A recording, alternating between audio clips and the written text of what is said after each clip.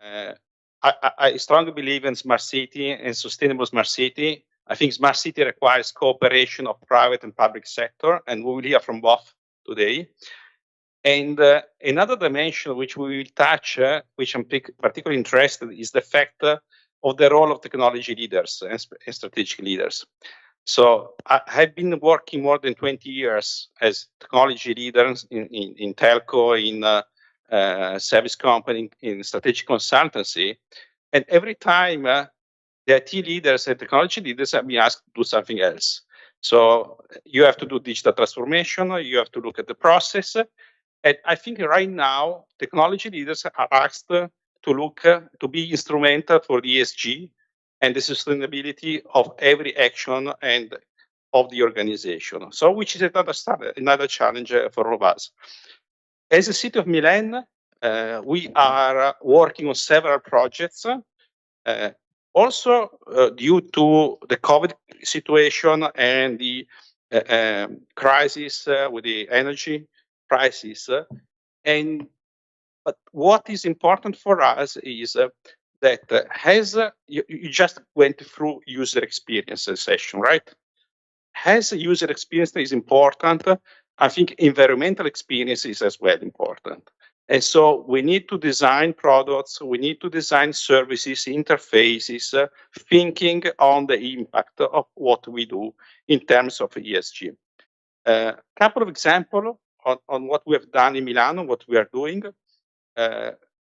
Due to the pandemic, we have mobilized 6,500 employers that they can work from home, they can work in your working. So they are in smart working 2 days a week. And we have decided from last Friday to close 4 of our biggest buildings. By the way, today is Friday, so 3,000 of our colleagues are not working in the office because the office are closed to shut down heating and to preserve cost in that case. Another dimension which I think you have discussed in the previous session, by far our metrics in the digitalization of services are increasing, which means less need of travel, less need of movements. People can work from home, can do the things from home, but also in the case, we need to think on the overall impact of our actions. So it's important for us to continue to measure. And this is where also we are working, creating a data lake, collecting all the data, and measure the impact of our decision. Because, and this I think is the essence of what we are asked to do as a technology leader. On one side, ensuring innovation, development of products and services, improving the interfaces. But on the other side, master the data and create the condition that the organization knows the impact of what they are doing, can measure it, and can take further actions. I think we will hear very interesting best practices and projects and ideas from our panelists, which are coming both from private and private sector.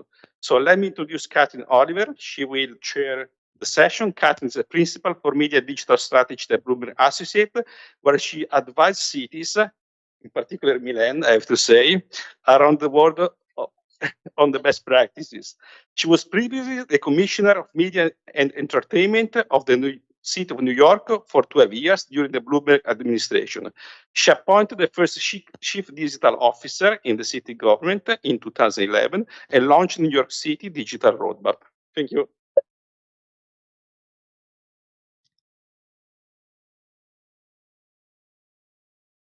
There we go. It is such a great pleasure to be here today. Thank you so much. I want to thank our amazing hosts. It's been a delight to work with Guido Arnone, Leila Pavone. Thank you so much for being here. Luca Curioni, who you heard from earlier in the panel. It's been such a pleasure. There you are. And Dario, who we saw earlier, Dario Manuli. Thank you very much for being here. And I'm happy to say that my colleagues at Bloomberg here in Milan are here. We have the bureau chief, Tommaso Ebhardt, Daniele Leopido. I'm not pronouncing it correctly, but an old friend, and of course Simona Campana, is here from our office. Simona, thank you for being here. And my colleagues from Bloomberg Associates, Todd Asher and Serena McIntosh. So thank you for being here. Just some housekeeping.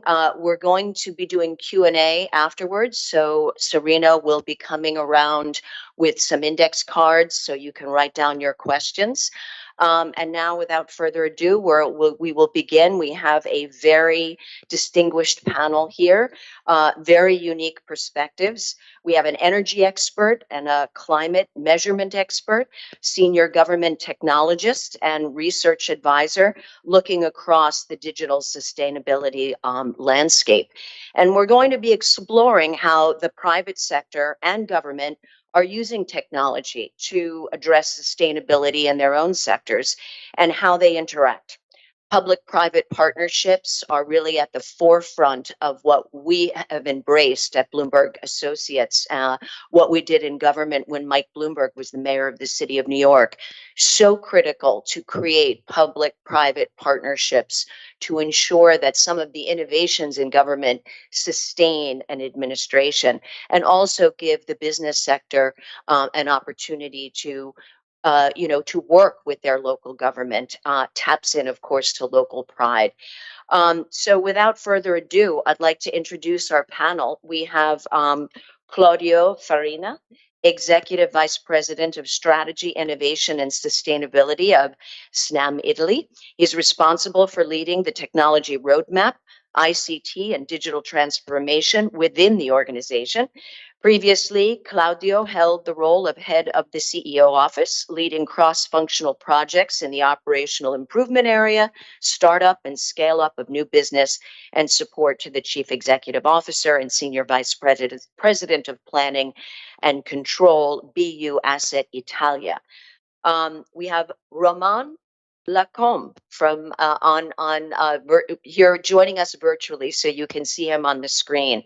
Roman is an environmental entrepreneur and the founder of Plume Labs, a technology company mapping and forecasting air pollution worldwide with microsensors and machine learning. He led Plume as CEO from its inception to its recent acquisition by AccuWeather to build the global weather leaders Center for AI for Climate and Environmental Risks. So welcome.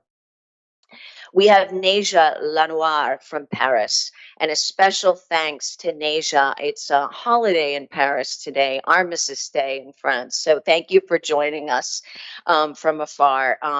She has been the CIO of the city of Paris since November of 2012. Her career has been rich with different experiences in both public and private project management. As CIO, she is leading the digital transformation for the city of Paris. We are also joined from London by Laura Nelson Hamilton. Laura is the principal at Public Digital, an international digital transformation consultancy. She leads Public Digital's research agenda on digital and climate change. Through her work with Public Digital, Laura helps leaders in large-scale organizations create the conditions that enable digital service design and delivery. So welcome, Laura. So thank you everyone for joining us. And without further ado, I'm going to start here with Claudio. So why don't we look at what is the opportunity for public-private collaboration in the sustainable tech space? Well, thanks for the question and thanks for setting up this panel today, which is really touching, I think, really key issues for both the public and the private sector, as you said. I'm here today, let's say, wearing two hats. With one hat, the one that you reminded, I'm responsible for corporate strategy, innovation, technology, and sustainability for a company, SNAM, which is listed but also owned by the public sector in Italy, owned by the Cassa Depositi e Prestiti here in Italy. And on the second hat, I'm here as well as an advisor to the Milan Municipality Board for Digital Transformation and Innovation. So I may say that under my two hats, I can see it daily operating. So not, let's say, on a theoretical standpoint, but really in life. So the connection between public and private is really key today, I would say, just because of the magnitude of the challenges that we have in front of us. If I look from my side, so let's say the energy and energy sustainability side, in a nutshell, we have to say that in the next few years, 10, 20 years, which in energy and particularly in infrastructure, it's not such a long period, 10, 20 years, it's today, tomorrow in the infrastructure business. We have to completely change our energy infrastructure that we have today. So we will have to deeply change the infrastructure of the whole supply chain of the hydrocarbons. We will have much more green gas, we will have much more hydrogen in the future, and this is a total deconstruction of the current value chain and reconstruction. So partnership and closeness and alignment of objectives between public and private is really key today. And I think, and that's another part I would say of today discussion, and technology is the key enabler, the key lever that we have and that we can pull that will facilitate and enable this such deep transformation that we have in front of us. Neja, some perspective from Paris. In your work, sustainability and looking at environmental challenges has been at the forefront for Maria Hidalgo for some time. What do you think is the opportunity for public-private collaborations in the sustainable tech space, and what are you excited about in Paris? You've got the Olympics looming. You've got no shortage of challenges ahead. Hello from Paris. Thank you very much, Catherine, for inviting me to join this panel. I'm very happy to participate, even remotely, and maybe it's at least better for my carbon footprint. Of course, we are in Paris very involved in sustainability and climate change issues. We always work with private sector because we are not we can do our projects and our missions alone. So it's exactly the same thing in the environment for the environment concerns. The first thing that is that in all our contracts we include now clauses for sustainability and eco-responsibility.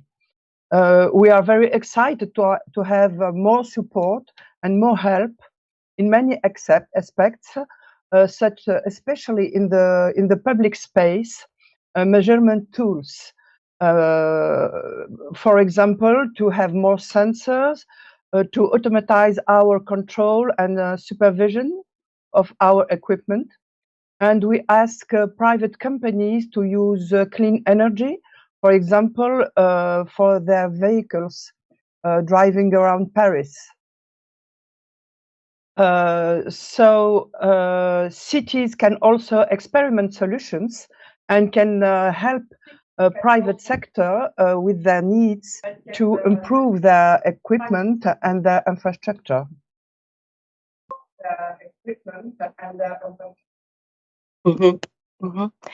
Now, Laura, your organization, Public Digital, has done a lot of research into the importance of digital leadership for reducing emissions in cities. What have you found through your research, and what opportunities are you seeing now? Yeah, well, I think echoing some of what's been shared already, definitely with respect to technology leaders, we are seeing a lot more pressure placed on them to be wrapping their minds around emissions. That's a new demand that, as Neja has attested to, they require support, excuse me, on measurement.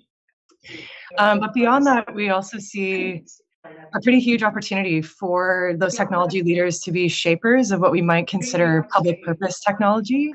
And so those partnerships between government and the private sector are by and large already there in the technology space.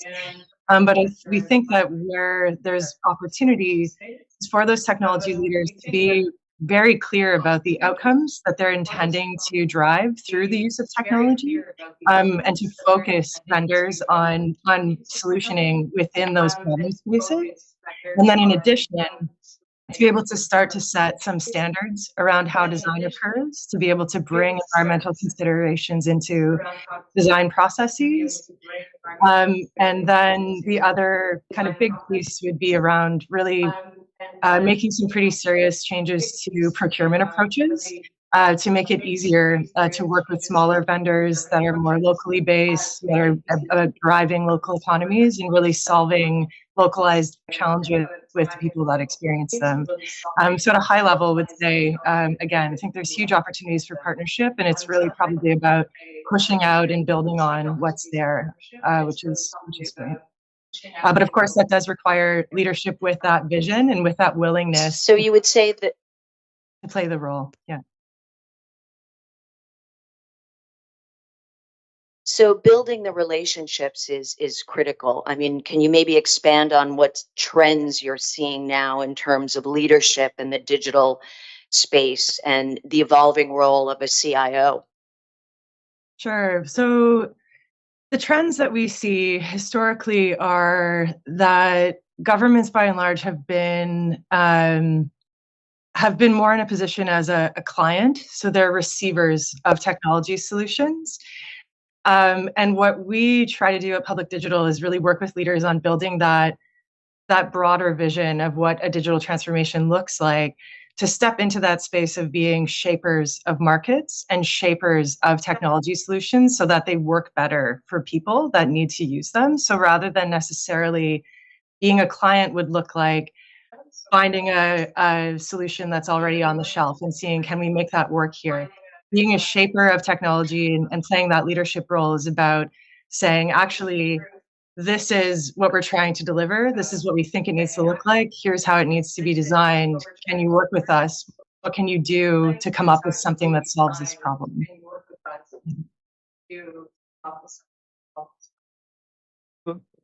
Now, Roman, I want to bring you into the conversation. Plume's air pollution sensors have put technology in the hands of people who didn't have access to this kind of information ever before. Can you tell us how the air pollution sensor technology your company has developed is being used in government organizations? Absolutely, and thank you so much for having me. The initial context, the important context for this is the personal air quality sensor we've developed, and the most important thing you can probably see is it fits in the hand of the palm of my hand. It is very much a micro sensor device as opposed to the sort of infrastructure type of sensors that is deployed in the urban area to really monitor and to regulate air quality. And so the goal when we started Plume Labs was to put in the hands of the public literally the ability to track your own exposure, understand where and when you're most at risk from an exposure standpoint. And we thought of it as a complement from, I guess, the government monitoring stations networks, never something that was intended to either replace or even be orthogonal, but very much to uncover things that you cannot measure if you're the government. For example, my personal exposure when I'm indoors at home, or when I'm in transit, when I'm on the subway, for example, which is a very large driver of exposure for many people who commute day in and day out, or if I'm biking behind cars on the street. And so there are things that you cannot measure if you're the government, and that really should be put in the hands of individuals. So this was the first sort of the premise of creating a device like this. But the beauty of enabling through technology the ability to measure individual exposure is that at scale, it really turns into understanding collective exposure. And so the work we've done with governments, air quality boards, cities, but also multilateral institutions, public health researchers around the world, has revolved usually around trying to bridge this gap between individual exposure at scale collectively and the tools that are available for either regulation or even before that, understanding the scale of that exposure. So it's really ranged from public health research, clinical trials in some cases for respiratory health, all the way to environmental literacy with foundations, for example, in the US, or with schools across the UK, really the whole goal, right? It's I'm coming back to this, but it's really putting with a device like this the ability to measure air quality around you in the hands of everyone. So that's been our goal at Panelists. Can you expand on some of the policy solutions that have come from the data that's captured through the technology? Absolutely, and to be very upfront, I think we hopefully have played a role in in some cases in enabling or accelerating some of these policy solutions. But I see very much our role as focused on information. We're trying to make information on what we breathe as broadly accessible as possible, because this is where technology has it in its advantage. But we cannot, and we will never be able to do the hard work of regulating, do the hard work of policy making. That is in the hands of government. But having worked in government as well on the open data team for the French government for 3 years, I also realized this simple truth that government is people. We're civil servants who are responding to, I guess, the demands and the aspirations of civil society and electors at the end of the day. And so the leverage point that we've tried to build with air quality sensors of this kind has really been putting in the hands of environmental groups, environmental activists, media as well, which can play a huge role in putting these issues on the agenda, right? So that it would naturally push is one way of looking at it, but also enable or give permission, right, to local authorities or to municipalities or to governments to enact policies. And just to imposing a very concrete example of this, a customer of ours, a user of our devices in the city of Toulon in the south of France, which is one of, if not one of the most active ferry harbors on the northern arc of the Mediterranean, because of the link between continental France and Corsica, right? Those ferry ships not only have one of the highest carbon footprints in transportation modes, they also emit a lot of sulfur products, which are terrible for air quality. And it turns out that when they're at dock, they have to keep the lights running, and most of the time they would just keep burning marine oil, which is one of the dirtiest fossil fuel products that exists. This user of our device lives just a few hundred meters downwind from where these ferry ships happen to be burning this marine oil. With a device like this, she realized just how poor the air quality was where she lived. She suspected a link with the bronchitis that her daughter was developing. She managed to get a team of national TV reporters to come and cover the issue. They took a device around the harbor. They showed the results, and when you can make things visual, when you can reveal these problems, when you can really show rather than tell, it is so much more powerful. And so the city of Toulon, suddenly had a window of opportunity to vote the credits and the budgets to electrify the harbor. And so this is not something we did, but it's very much something that hopefully our products enable. Sure. It's telling a good story and magnifying it. Now, Claudio, CNAM is in the process of transitioning its entire operation from fossil-based gas to sustainable source of energy. Can you talk us through how technology is enabling this transition?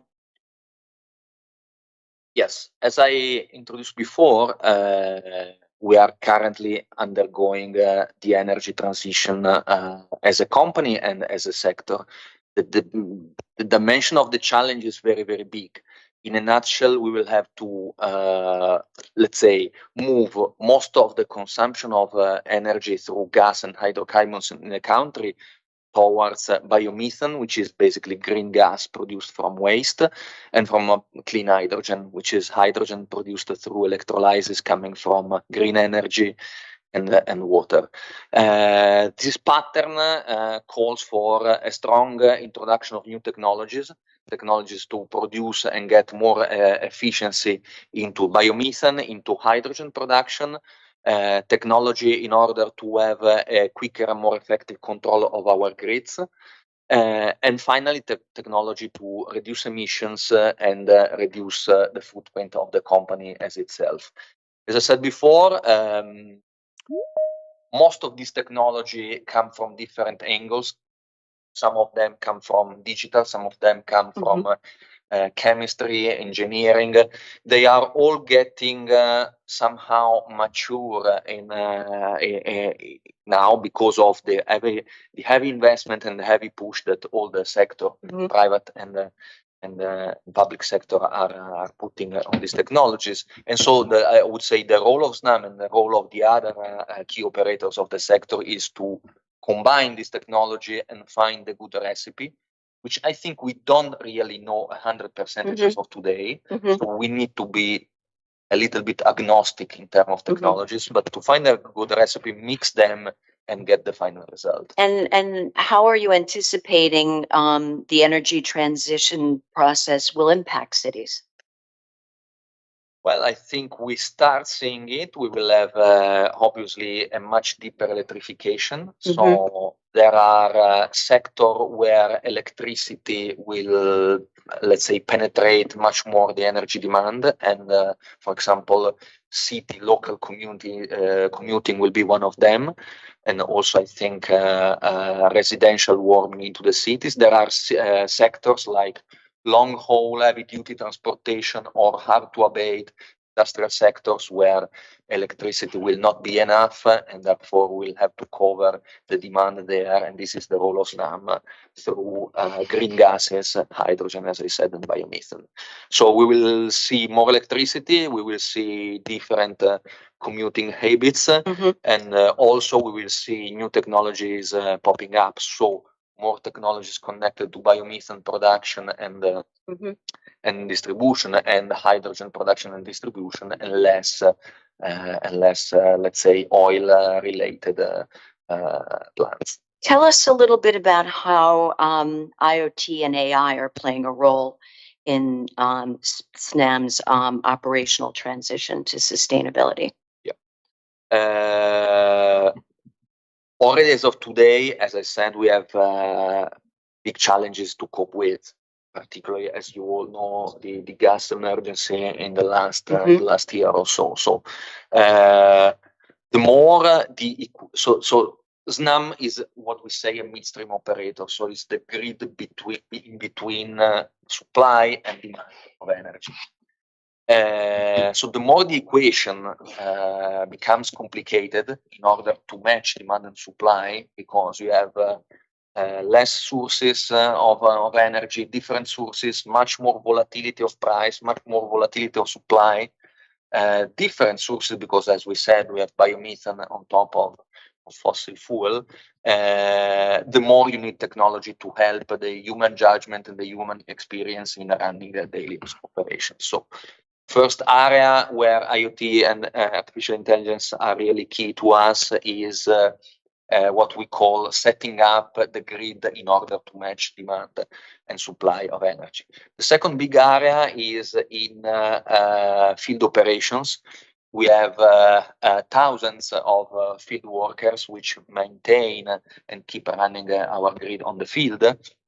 And they are benefiting a lot because of digitalization and artificial intelligence in terms basically of two areas of improvement. The first one is we are able now to do much more predictive maintenance instead of on condition or reactive maintenance, which is key once the industry is tight in terms of gas, and so you cannot cope with stop in the grid. So you really need to have the grid always running.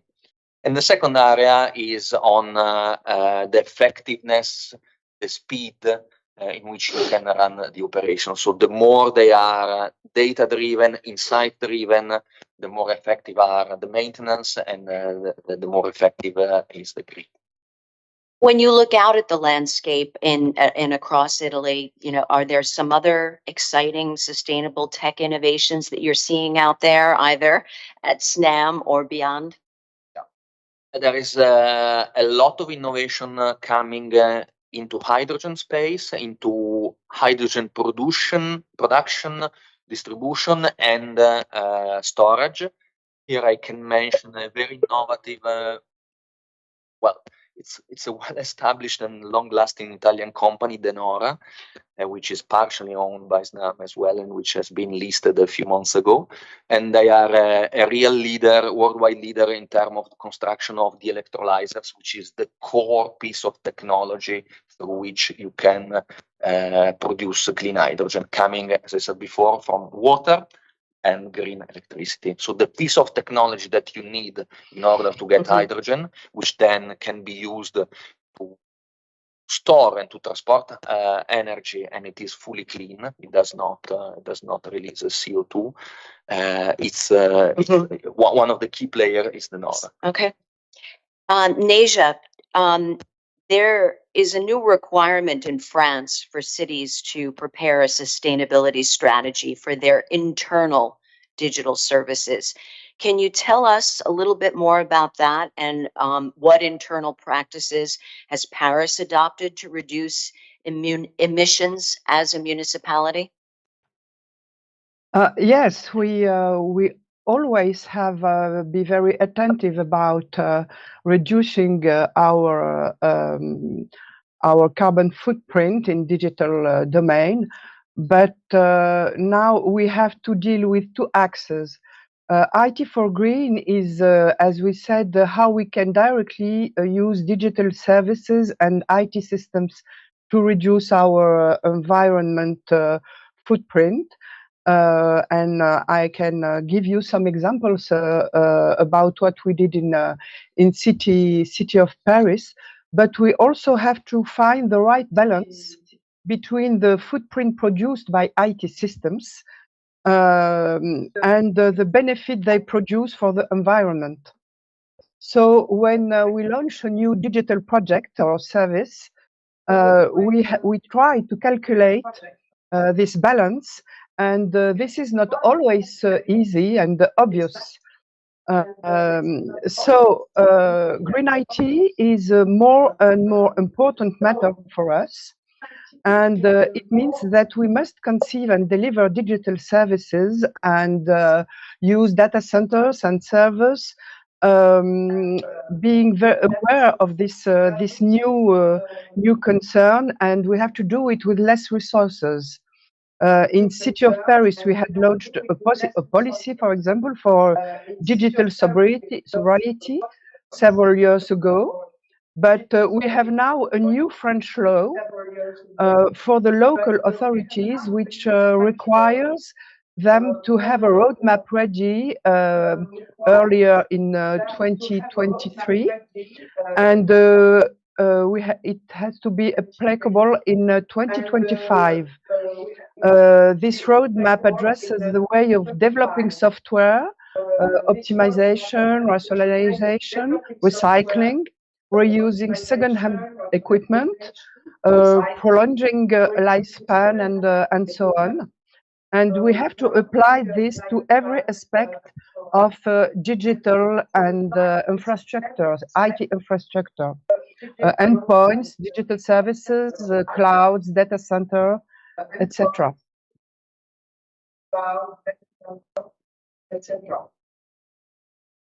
Now, Laura, from where you sit, can you give us some examples of innovations in cities that you've seen that have been implemented to modernize municipal services that have had a specific positive impact on the environment? That's a great question. I mean, I think where we see the positive impacts are, I think it's clearest in transportation as a sector, and where we do see successes, I would say it's when governments start with a sector like transportation and say, you know, we want to limit our emissions here. And so what you see is better use of data that helps understand traffic flows and movements of citizens. How can you make that more efficient? How can you encourage, you know, behavioral change to have people be using active forms of transport and public transport? And so I do think that there are some examples in London around that, specifically around transportation policy, with some tie-ins to improvement of air quality. And then I also think that some of what Paris is doing, I mean, the evidence will be emerging because some of the changes are recent, but I would anticipate that we'll see evidence of that there as well. But But yeah, at a broad level, I think where you can find those tangible impacts is when you can be rigorous about evaluating approaches within, as I said, a particular emissions type or sector.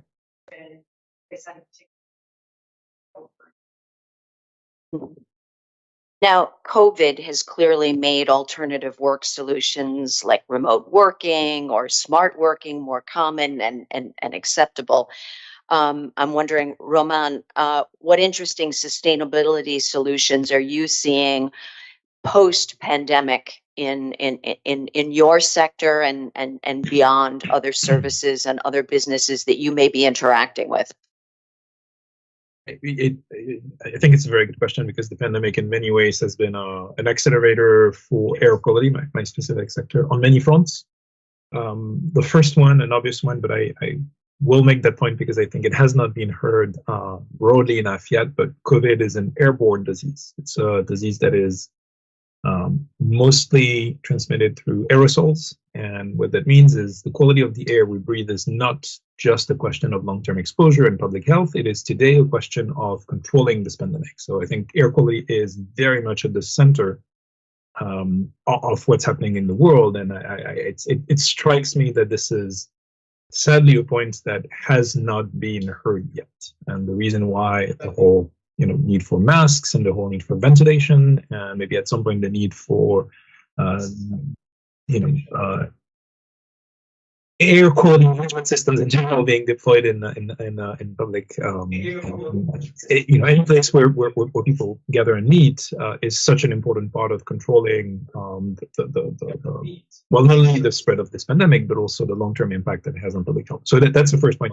The second point is because it required us to change our habits so deeply. There's a bit of this, every crisis is an opportunity that you should not waste sort of dimension.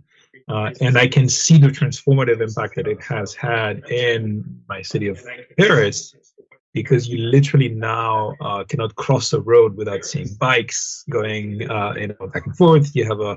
There's something I really like about what the city of Paris did, to really embrace this shift towards biking as not only as a transportation mode, but as transportation infrastructure, is that you may know that if you've been to Paris, the iconic Paris subway map with every line has a color. Line 1 is yellow. There are now what's called the subway system is called the the metropolitan system in Paris. There's now a Vélopolitain system, which is the biking lane systems that matches quite closely the architecture of the lines. And as you're biking on this infrastructure, you can now really have this plan. So I like the way the city has embraced the shift of so many Parisians to biking to really build public shared common infrastructure. And I think that's a big opportunity, not only for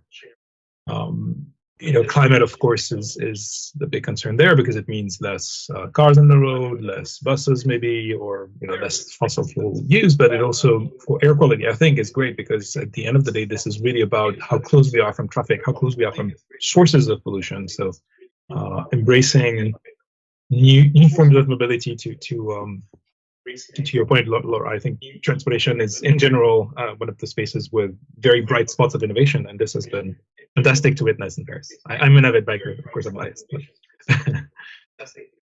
No, yeah, a lot of lessons learned from COVID. I think slowing things down, enjoying bikes, enjoying more green spaces in cities. I'm lucky enough, I'm going to Venice this weekend. I hope the dolphins are still in the canals. I remember in the height of COVID when we saw these wonderful photos from Venice and seeing the fish in the canals. So I'm hoping I'll see some. Let's open it up to Q&A. I think we have you have written out some of your questions on cards, but I think, why don't we just, if you show a sign of hands, if you'd like to pose a question to our panel. Yes. Hi, Emma from City of Milan. My question is for Laura. You mentioned briefly the need to adapt public procurement processes to involve smaller players and local players. Could you tell us a bit more about why you think that's important? Yeah, I suppose I think it's important because of the potential for local level solutions to be found to some of the challenges. And to also ensure that solutions are tailored to the needs of local communities. So from an economic development point of view, it seems important to try and build that out. We know, where countries have embraced digital, for instance, you think of South Korea and its early embrace of digital, how successful it's been economically. Just thinking about that part of it is one thing that comes to mind of really how can you localize solutions? How can you build local digital economies? And then also there are some kind of areas to explore around, depending on where a city's at or a community is at with some of these concepts, questions around data sovereignty and things of that nature. But I think that part of it is also, and this may be, I'd be curious your thoughts on this, but I think part of it is like, to me, a technology is an artifact of collaboration and partnership. And I think that so often we find and make use of technologies that some of them, rightly so, have been designed, they work, they solve a problem. We want to see those types of solutions scale where we have similar problems and challenges. But there's an element of this, and I think particularly when we think about climate change adaptation and the need to be responsive to issues that may arise, that we do need to be actively exploring what some of those local level challenges might be and what some local level solutions might look like. So procurement processes that enable that, or at least, as a section, that there's an element of your procurement investment that goes to local level solutions or percentage of investment, I think is important to explore. Probably more particularly to think about longer term local level resilience. So you could think of that in terms of, how might a community respond to major weather events? What's the local level infrastructure like? How do you design in a way that community will make use of a solution that can help them remain connected? Just kind of throwing that out there. So those are things that come to mind. But I think also if we don't look at procurement processes, we really take for granted the idea that these solutions can find their way into governments themselves. And probably Ramon can speak to this, but we know that it can be very challenging for smaller scale companies to actually be supported and be able to participate in solutioning with communities that they're close to. And that is just often, because of the way that we have current procurements framed, if they're framed around finding business efficiencies over, a tangible and active interest in local level solutions, well, we're going to find vendors that provide us with solutions that are about back-end efficiencies. We're not actually magically going to discover local level vendors with solutions. So that was the thinking around that.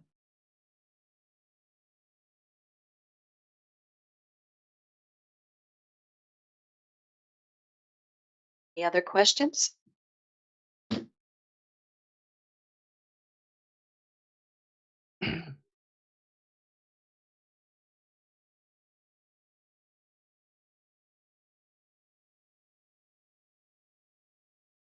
I'm struck by my experience with climate change, like many in the room, is that things are progressing rapidly. I'm struck by the fact that most of the panelists seem to be quite optimistic in their outlook. I'm wondering if I'm characterizing their positions correctly. Is that the case? Are most of the panelists feeling good that there are solutions? Well, I would describe my view on this as, it's my daily challenge. So I'm not optimistic. I'm really serious about that. And what you may have perceived as optimism in reality is, let's say, trust in the power of technology, in the power of deploying technology once targets are aligned between public and private, as we said at the beginning, and once money is there and it is available, which appears to be the case apart from the geopolitical issues that affected in the last year or so. But the level of convergence from the technical standpoint of technology and the level of convergence of investment plans, both public and private, is really unseen in terms of alignment and in terms of sizing. So I'm not optimistic. I need to be realistic. This is my daily business. So I need to, as my company and as most of the company, I need to stick to the target and try hard to meet them. But I agree with you that the acceleration and the progression is really evident. Some thoughts from our panelists who are remote. Laura, optimistic, practical, realistic, all of the above. All of the above in different ways for different reasons. Now I feel very realistic about the changes that we're already seeing, about the impact, the weather impacts on communities. I feel quite realistic that we're in the midst of the early stages of feeling and experiencing the impacts.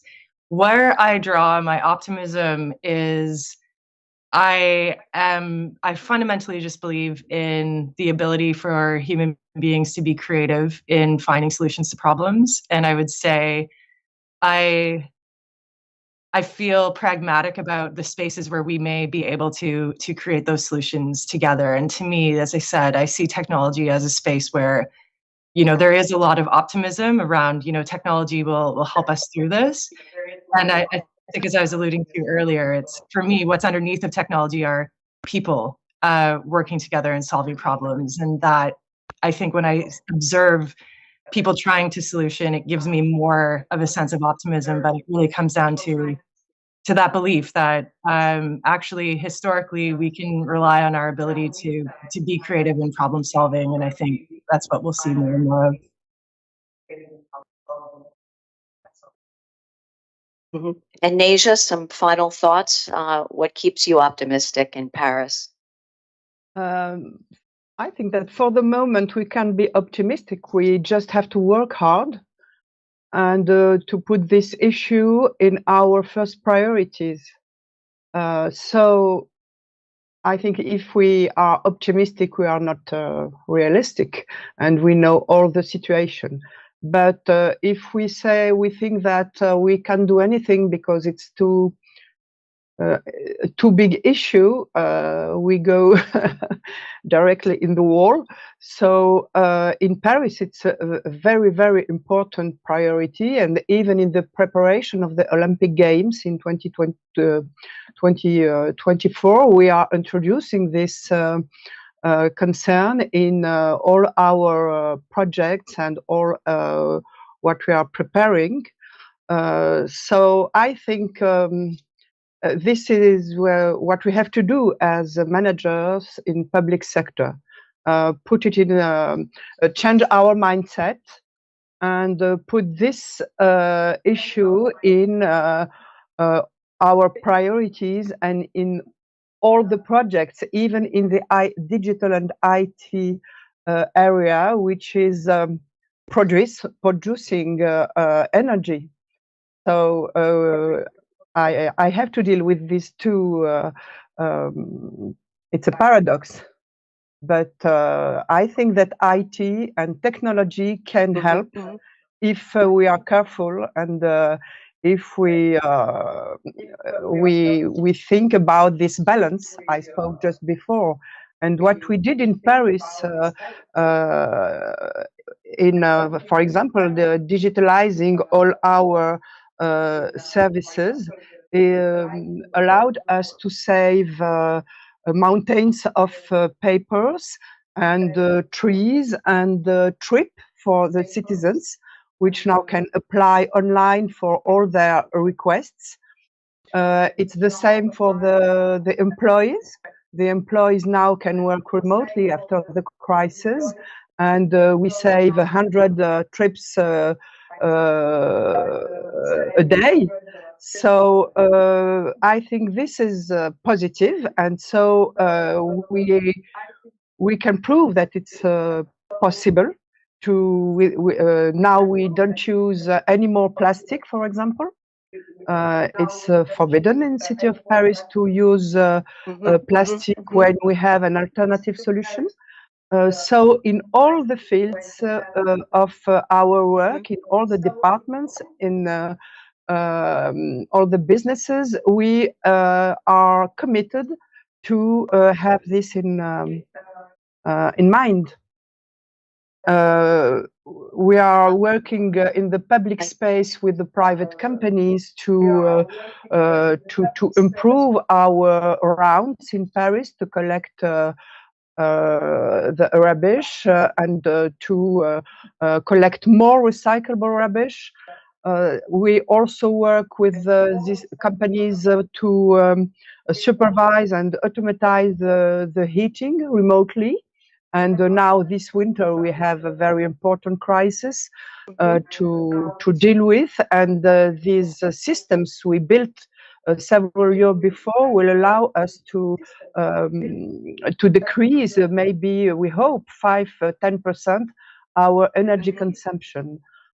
So all what we did several years before is not enough. Lots of challenges ahead, and we have to continue.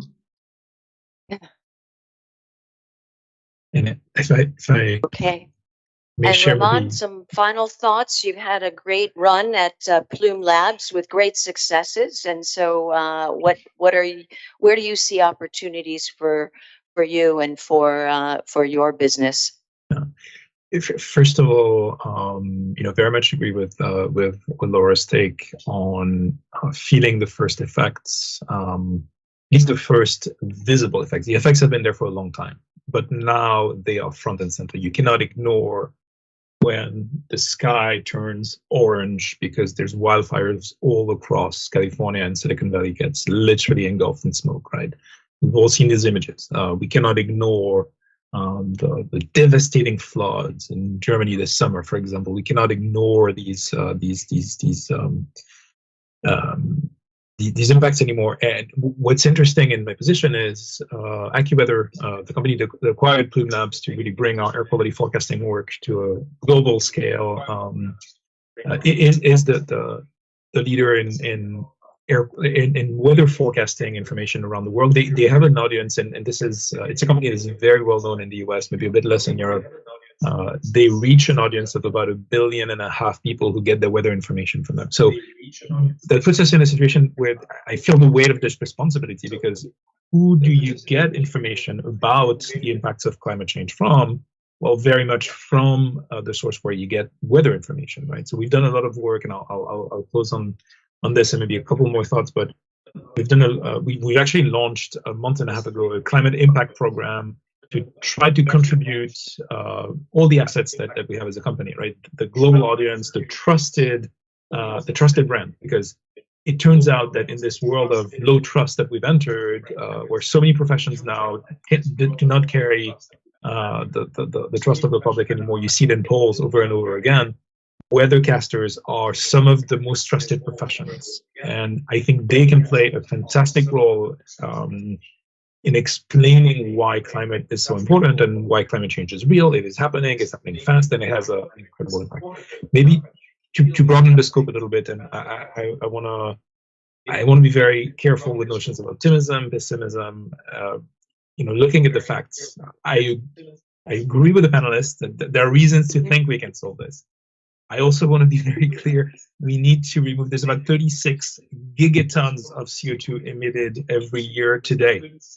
We have not even started reducing this. Like, we're literally still emitting more year after year after year. We have to not only decrease, 5-10%. I mean, it's great the steps that every organization can take to remove your energy efficiency, to reduce your energy consumption, but this is not a 5 to 10% problem. This is 100% problem. We have to start decreasing emissions, and then we need to bring them to zero.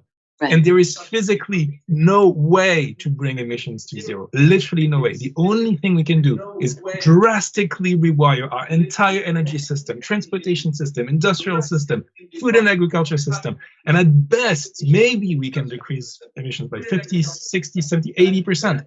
There are emissions we will never be able to cut. And so we also need to stop climate change, we need to get to zero. And that is physically impossible. So the only thing we can do is decrease emissions as much as we can, and then deploy negative emissions to balance this and get to net zero. So it means there's an entire industrial system we need to create, which is the opposite of the oil and gas industry. It takes carbon from the air, stores it permanently. So this is a huge challenge. Now, just as a closing thought, what gives me optimism is we're seeing more technical talent. Obviously, we struck a chord here with you.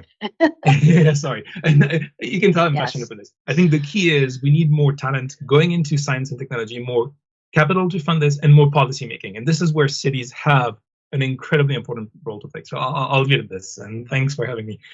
But this really matters. Well, this really matters. And thank you for your thoughts and for your passion. So Roman, thank you so much. Neja, thank you as well. And Laura, thank you for joining us virtually. Claudio, thank you for being here, and Guido and Leila and Luca and Dario, thank you for being such amazing hosts. Thank you all for being here today. And I'm going to turn it back to Guido for some final thoughts. So I think I'm optimistic, but I have to be optimistic to answer the question. I'm optimistic because I see a cultural changing in new generation, especially, and a much higher attention to the topic. So I really think that, as was said, things are now visible, and action are going to be taken seriously. I have a lot of notes, and I found the session very, very interesting. By the way, it has been recorded, so it will be available online if you want to go through it, and also if you want to extend to people who couldn't attend. I would like to thank Catherine, of course, for and also Serena and Todd, who has been very helpful in organizing, and all the Bloomberg Associates, which has been very helpful, not only in organizing this session. We have extensive exchange with them, and it's very helpful, your help to the City of Milan. Thank you very much. Thank you, everybody.